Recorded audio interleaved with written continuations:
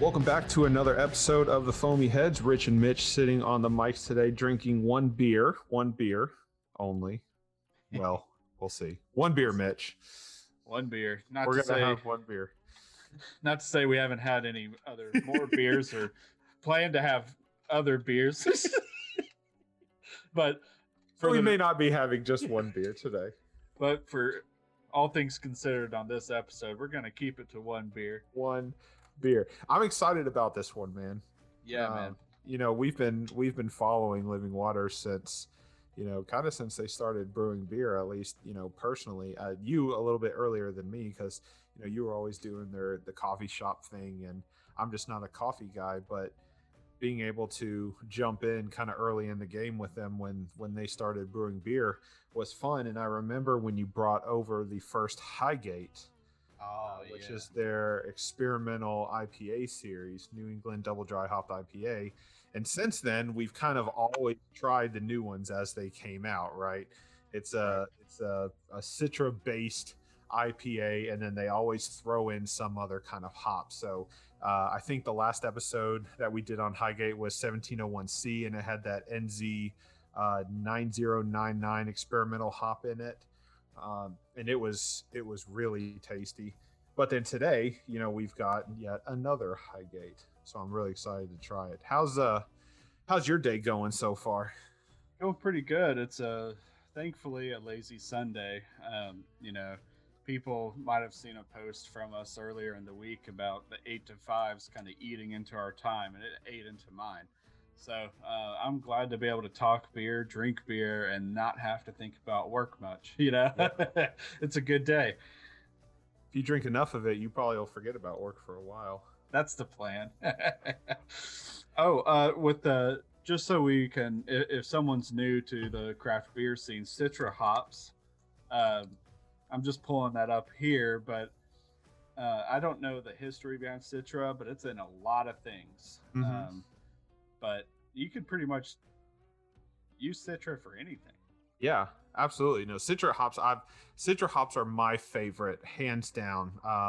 There was an episode we did a couple seasons back called, it was kind of just like a happy hour session I did. I jumped on and did a Decadent Ale Citra, which is probably one of my all-time favorite IPAs. Single hop Citra, 3 times the Citra. It's great. It's always fresh tasting, kind of wet hop tasting. It's high on the alpha acid unit scale, so it's kind of strong, but at the same time it's really citrusy and really smooth, and it's got a very good citrus aroma to it. So it plays well as either a base hop, in which case what Highgate is doing, or Living Waters is doing in their Highgate series, because I believe all of their Highgates have had Citra as the base hop, but it also plays well as an experimental hop too, if you want to kind of play around with some hoppier beers, or kind of maybe amp up something that's a little bit more smooth or a little bit more of a base hop. Citra is good for that too.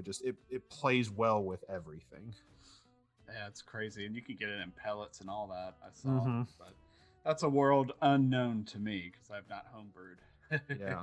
Well, and not to get off subject too much, but Bearded Iris's 5th anniversary was last weekend, I believe. Yeah. So I know we'll probably be doing a session with those beers at some point, but they released their triple home style, which is all mosaic. If you remember, it was all mosaic hops, but I also believe that they wet hopped it with cryo. And for some reason, something's telling me that when they did the wet hop, it was frozen Citra. So it was an all mosaic triple home style, which is what their home style series is. It's all mosaic, but then they added frozen Citra in it as well. So that kind of took it to a different level. It took something that's normally just kind of sweet and base, and it just kind of amped it up a little bit. So I really like how these companies are using Citra hops. Citra is a MVP. Mm-hmm. But this one's got a different one in it, I think, that we're going to kind of talk about as we get into it. Yeah, I'm going to go ahead and just pop it and put my nose in it as it is. Absolutely.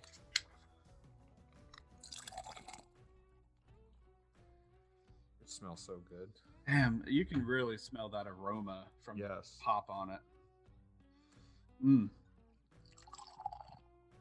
Pouring mine in right now. Oh yeah, this is good. That's a decent foamy head. Good retention so far. Mm. Ooh, very floral. Ooh, this one. So we had it on tap just the other day or yesterday. Yes. Yeah. And I mean, I liked it. I didn't get as hard of a nose on that I am getting on this one from the can. Yeah. It's interesting. I agree with you. I honestly didn't take up much notice on the nose when I was drinking it out of the tap the other day, but I do know that had they just delivered it to me like this, I would have smelled it from a little ways away because the nose on this beer is very prominent, and I didn't get that on the tap.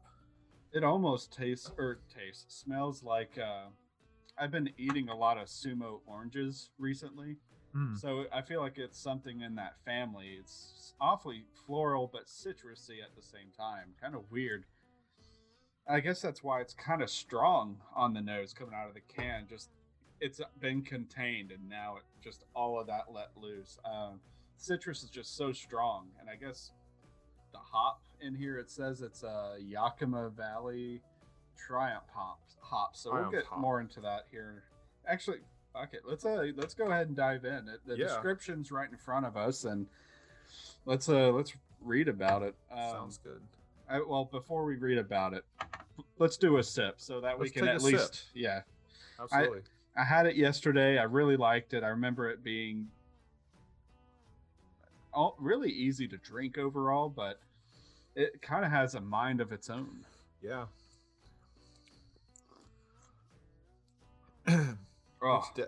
It's definitely smooth and creamy. Yeah. It's got a nice little clean bite at the end. It's weird. It sticks around too. Yeah, as I was going to say, that bite kind of at the end, it's almost like a burn, kind of like a really small light burn. I don't know if that's it's 7.5% ABV. It's not over the top, but it does kind of have a little bit of that boozy flavor at the end. Yeah, this could be a little. I don't want to use the word wrong. Astringent. Let's see here. Slightly acidic or bitter. Okay. Yeah, I could see that, but maybe that's not the word I'm looking for. But there's definitely a burn or some sort of a bite that sticks with you. Mm-hmm. And again, it's probably been a good 30 seconds since I've tasted something, and I'm still kind of feeling, I don't want to say heat, but like it's definitely noticeable that I was just drinking a beer. Like that flavor just kind of stays around in the back of your palate. I'm definitely burping at flowers on this one. It's interesting. It's got like that heavy floral still from the nose onto the palate and into the breath. Yeah. This is a strong hop. I think we saw it was from Yakima, which is Yakima Valley. I think that's the same area that Citra came from too. Yep. So, I mean, they're known for these like MVP kind of most valuable player hops. So this one's kicking my mouth ass, man. It's great. I guess, should we read the description now? Yeah, absolutely. Let's see what it has to say. All right, let's see here. This New England IPA is near and dear to my heart.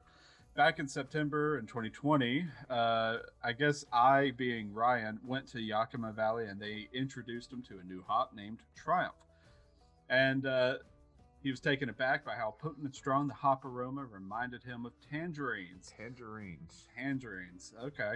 I can kind of see that a little bit. It's not, I wouldn't have picked it out.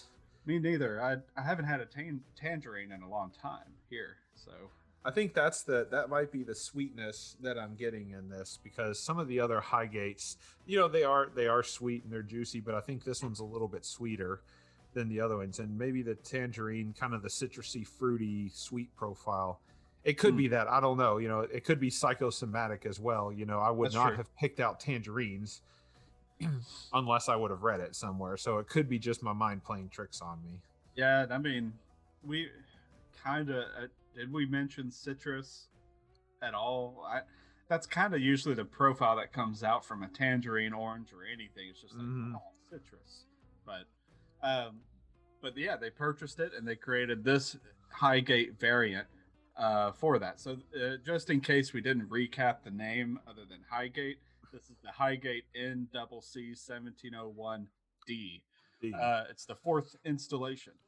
Yeah, brewed with Citra hops as the base, and then Triumph hops, which is they're saying it's a USDA breeding program hop that come from nuggets. The parent hops are Nugget and another experimental hop called 1970, or from 1970 called USDA 21110M. Of course, I don't really know what any of that means because it's an experimental hop, but putting those two together, those are the parents of this new experimental hop known as Triumph. Available for all growlers or all growers, not proprietary, which hopefully they're saying is going to make it easier to access and a little bit more affordable, which would be great because this hop I can see playing a very interesting role in some other IPAs, especially if you have I would love to see this in a West Coast IPA when it's just dank, bitter, over the top, and then you throw something in like this that probably wouldn't be able to outshine those dank hops or the higher alpha acid unit hops, but at the same time, it would add a little bit of a juicy backbone to it. Man, I think you hit the nail on the head right there. This would be fantastic. I guess the only other part of this description was they changed a lot of parts of their typical process on this batch, apparently. So everywhere, malt bill, water profile, hop rate, whirlpool temperature, fermentation temp, dry hop recirculation and rates, the new hop variety, blah, blah, blah, blah, blah, blah, blah.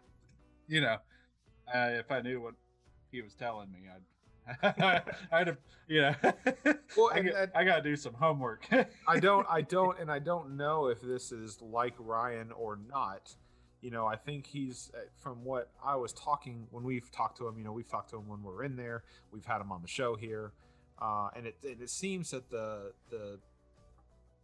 gist that I get from him is he likes to make small tweaks. So he likes to take something and goes, oh, this is good, but I'm going to tweak it just a little bit. This is a ton of variables that they changed from the last Highgate. As you just mentioned, the water profile is different. Of course, Ryan has talked about the importance of that all the time. New malt bill, new hop procedure, new whirlpool hop procedure, new dry hop rates and procedures. Not to mention it's a brand new hop that they've never used before. So a lot of different variables this time around, and it tastes a lot different from 1701C. It does. And right now my favorite one was still the 1701A. It had a strange coconut flavor to it, if I remember right. A Highgate. I actually don't know if I've had the original Highgate. Have I? Or was that the one you brought over? Yeah, we've had it a few times, but it's been over 5 months now, I think, since we've had it. So the memories tend to fade when you've, especially now when there's so much beer available. So, I just remember I had that one the most out of all the Highgate series because it was on tap for a good while. From what I remember, and I bought, I think, 8 to 12 cans of it and shared it with people. So it stuck around longer than the other ones for me. It was dry hop with Citra and HBC 472. That was the hop that he told us about. That was actually another hop that was instilled in a lawsuit and it had become something else. I remember that now. HBC 472 was the first one. And then if we look at Highgate 1701B, it was the Citra and Sabro. Sabro. Yeah, that's it. Yeah. And then if we get to Highgate 1701C, it was the NZ 9099 with the Citra base. And one of these days we need to go to Yakima Valley and sniff some hops. I'd be down for that. Bring a couple Citra focused beers to share with like a tour on a Yakima hop farm. Nice. That'd be very fun. I wonder if they have a. That'd be a nice hop tour, as it were. Get your flight, one thing. all of Citra beer. Mm. Oh, I'd love to have that. That'd be great. That'd be awesome. I was gonna jump back real quick. One thing that I think we we skipped on was the appearance when we were pouring it, and how this the foamy head stayed around for quite some time. Mm-hmm. I'm probably a good halfway into my beer now, maybe a little less than halfway, and I'm getting some lacing around the edges. So as I'm drinking my beer, the foam is kind of staying on the glass towards the top.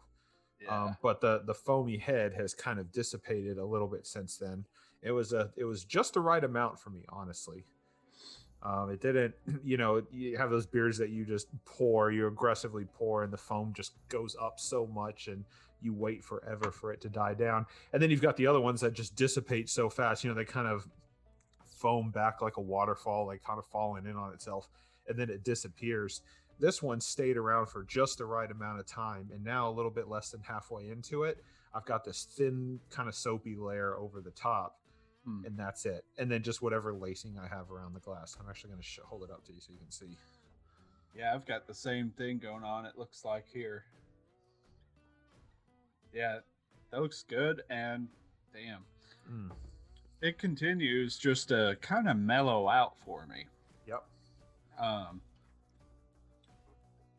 It's still sorry, it's still hanging out on the back of my throat. You know what I mean? That's I dig it. Yeah, I do too. I think it would be interesting to see this hop in like I said, some other beers, especially in some West Coast beers. In my opinion, I think that New England style IPAs are already kind of, they're hazy, and they're already lower on the IBU scale. Most West Coast IPAs are 70, 80, 90, 100 plus IBUs. New England style IPAs are like 40 or 30. This was probably sitting, I don't know, I'm guessing around the 40 range. So putting a hop in like this one, the what did we say it was called? Which hops was it? The new one? Oh, the new one. This was. Let me pull that back up.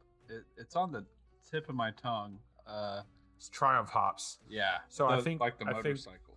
I think putting the Triumph hops in something like a New England style IPA that's already juicy and already lower, I think kind of helps make it creamier and sweeter. I'd love for it to see this hop in a West Coast IPA, something that's already a lot stronger, because I think adding that kind of tangerine or that sweetness, that citra base to something that's already hoppy would be very interesting. Yeah. Gosh. That being said, I think this is a phenomenal beer. I'm not by any means, disrespecting this. This guy, Living Waters is well above what anything that we can do, at least anything that I can do. And I always look forward to trying their new beers, especially the Highgate, because I like their experimentation series. Yeah, this series has been by far my favorite in Nashville.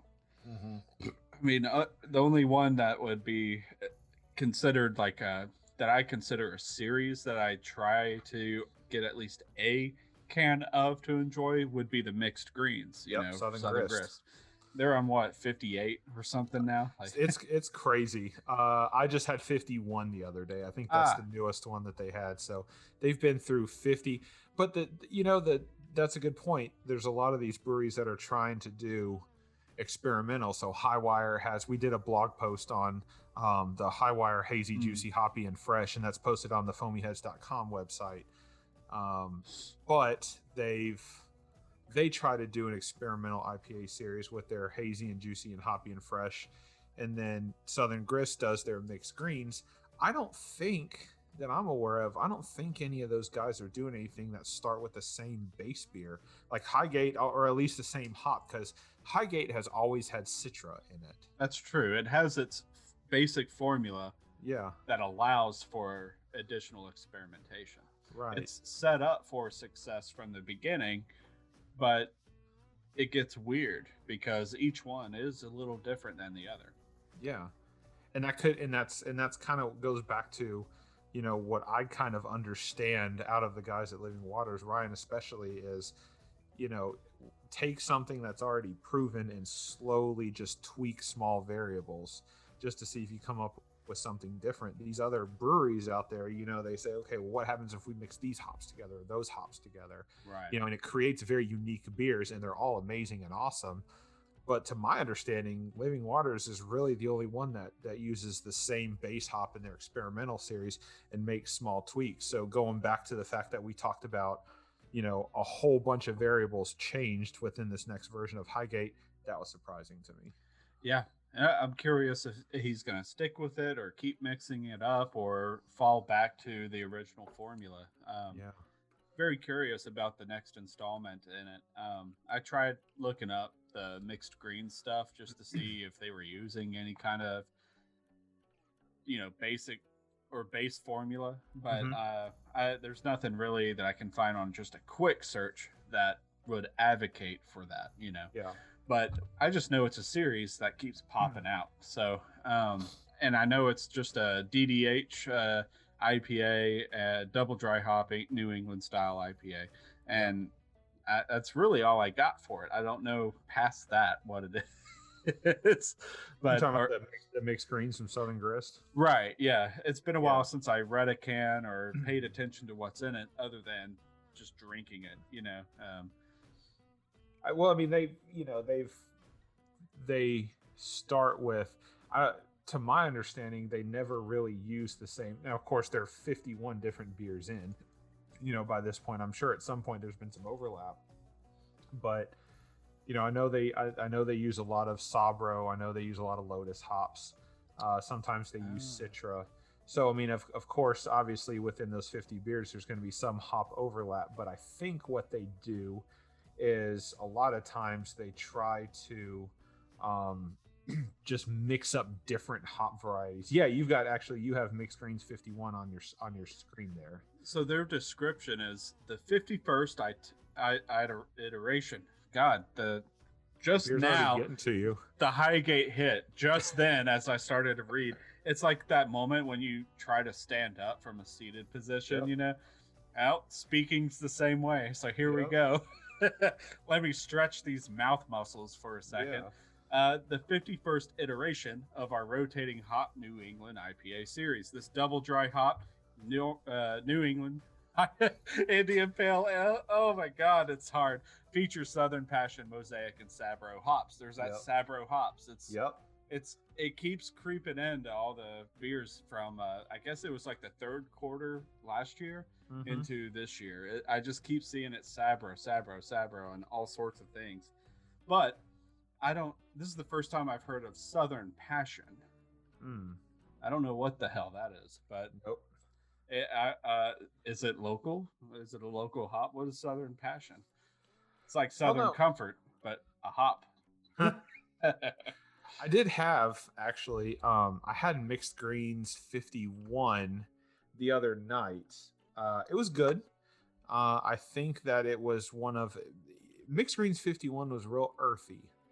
And it was kind of, I don't want to say dirty because that sounds bad. It's got a negative connotation to it. So earthy, I think, is the term I'll use. But it kind of had that earth, dirt flavor profile to it.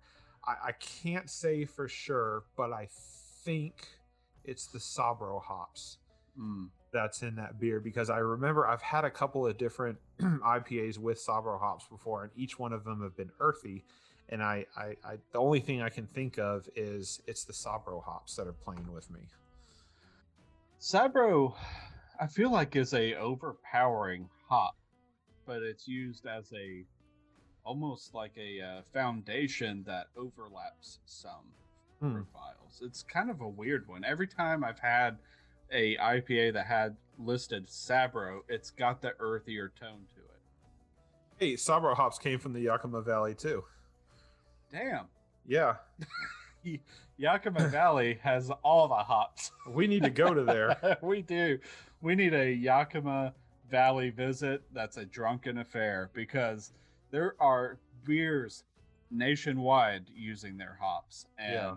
and that'd be a fantastic journey to go through while enjoying the products from their product. Double products, multiple products. Man, I'm the beer is hitting, man. Yeah. It And was good. I've got the headphones on, so now I just feel like I'm in a sound booth. I don't know what's going on. It's crazy, but Let's what do you think? Should we run it back? let's do it, What dude. do we think of? What do we think from the very beginning all the way down to the last sip? I just finished mine. I can't see where you were at. Just a little bit. I've got 2 more drinky poos on me. As 2 drinky poos, Jim Leahy style. So it was good. I'm gonna give my thoughts on it then, I guess, while you finish your 2 cents, your last 2 drinky poos. It was really good. I always enjoy the new Highgate releases. I would venture to say I liked 1701C better than I liked this newest release, 1701D. I think I agree with you from looking at my Untapped check-ins that 1701, like the very first one, the regular Highgate, was probably my favorite. And I don't know if that's due to nostalgia or if it truly was, but I just remember being blown away by the first Highgate. I do think I like this one better than the 1701B, which was the second release. So I would say this is definitely well, in the top 4 of the Highgate because there've only been 4, but I wouldn't call it my favorite, but this is definitely a home run for me. It's juicy, it's sweet, it's acidic. Like you said, it's got tons of what's the term? Well, citra hops, but it's very floral. Yeah, it's very good. It's all around. It's a great beer for me. I loved it all the way down to the last sip. It's got that bite that kind of stays with you on the end. It was truly enjoyable experience. Untapped rating 1 to 5. I'm probably sitting in the 4 range.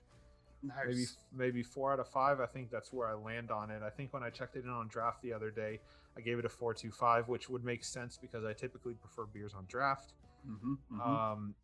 It tasted very similar out of the can, but draft just gives it that extra fresh taste. I do think it smells better out of the can than it did on draft.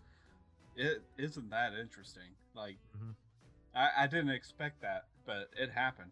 I guess it kind of makes sense, but at the same time, it's in its own canister and lined, so you would think you'd get the same nose, but I guess opening it, letting all that just flow out of the top. I don't know, man. Something about it. But I agree with a lot of what you said. It's a little bit of a confusing beer for me just because it tastes clean, crisp, light, and it's got a little bit of dankness to it when it comes to just what stays in the back of your throat, and but it appears hazy yet clear. Yeah. it's a I don't know, not a abomination, but it has like all these different identifiers that kind of work together, but it's kind of one of the ones that I'm whenever you go to, like, yeah, I see this on Untapped when you put your flavor profile in. If you put hazy, that means there's like particulates and everything in it, but this one looked so clean yet hazy. There wasn't a lot of particles in it. So it was kind of weird to just take all this in with this one, but it's definitely a beast in itself compared to the other 3 iterations of the Highgate. The first one's still my favorite. I don't know if it's just because of nostalgia at this point as we approach number 5 later this year, but right now I'm rating this higher than I think I've rated the others because of the the online kerfuffle, I guess is a word for it, of how you rate beers online, which is going to be a whole nother discussion topic when we have a plethora of beers to enjoy. Yes. And the opinions are going to fly on that one when it comes to ratings, because it's the Wild West when it comes to that. So anyway, I want the Highgate series to continue. So that's why I think that's part of my reasoning when I gave it the rating I gave it. But I guess I have to go two ways with the rating. I would typically rate something like this probably right at a 4, but I'm going to give it a 4.25 because the series stays super interesting and evolving. And it's not like hidden or anything, because most descriptions will just say, we threw these hops in them, enjoy. Yeah. Whereas Ryan makes it clear that he's changing shit up, and here it is. And it kind of keeps you more clued in that it's going to be a different thing. So I'm enjoying the fact that I can get these little bit of details that kind of feed to my, I don't know, interpretation. I don't know. It's just nice. It's pleasant to know. No, I agree. I think it's always, we've talked about this in the past, especially when we did our last episode, or one of the last episodes when we did the donut and the beer pairings with with Baker and the Beard, when he was telling us, how this is how you should enjoy it, you should do this, and he was giving us the flavor profiles, and we paused for a minute. We talked about, whether or not we should actually be doing it in this order, whether or not we should be listening first before we take a sip or before we take a bite, because there could be some sort of persuasion tied into, or psychosomatic, where you go, oh yeah, well, I know I'm expecting to taste this flavor, so I'm going to do that. And of course, because we were doing a pairing, and donuts and beer is such a wild comparison, we decided we were going to just listen to what they had to say, because rather than form our own opinion, it was probably better in that instance to let them tell us what we're expecting, and then it was up to us to determine whether or not we expected that. I kind of agree here in this case too. I like the fact that the guys at Living Waters are saying, hey, this is what you're going to expect. Yeah. It's got notes of this, it's got flavors of that. So when I take a sip, I may not have picked that out, but because I know I'm quote unquote supposed to expect that, if I do taste something that I can't quite put my mind around what it is, Mitch, I can go, oh yeah, this is tangerine. This is sweet. This is citrusy. This is fruity, instead of just having a list of hops that I don't necessarily know what they taste like. Right. Man, this was a good beer. Thank you, Living Waters. This was awesome. Yeah. Please keep pumping out the Highgate series, because we'll keep talking about them every single time. I know we've done an episode on 1701C.